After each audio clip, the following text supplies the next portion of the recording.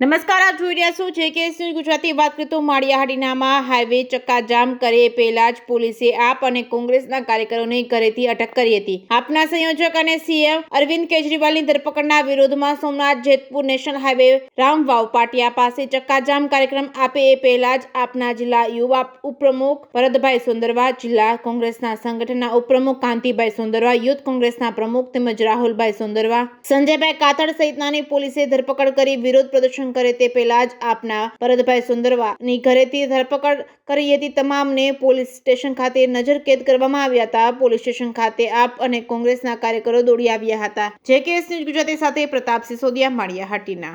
દિલ્હીના સીએમ અને આમ આદમી પાર્ટીના સંયોજક જે રાષ્ટ્રની વાત કરતા હોય, જે મહાપુરુષોની વાત કરતા હોય તેવા બાહોશ નેતાને લોકસભાની ચૂંટણી પહેલાં જ ઈડી દ્વારા ધરપકડ કરવામાં આવી છે. આ એક પ્રકારનું તાનાશાહી કહેવાય. જે એક મુખ્યમંત્રી દરજાના નેતાની ધરપકડ થાય, અયોગ્ય ગણવામાં આવે ને તેના બદલમાં આખા ગુજરાત અને દેશમાં પડઘા પડી રહ્યા છે.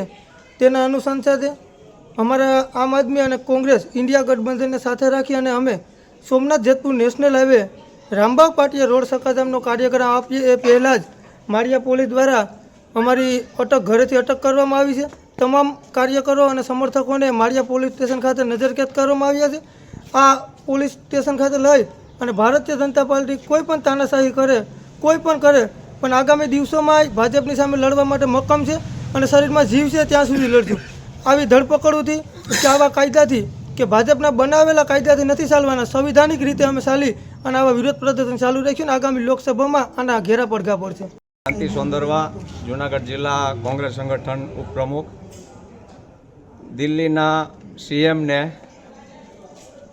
ઈડી દ્વારા ધરપકડ કરવામાં આવી, એના વિરોધમાં અમે અહીંયા હાઈવે ઉપર ચક્કાજામની અમારી ગણતરી હતી અને અલ્ટિમેટમ આપ્યું હતું.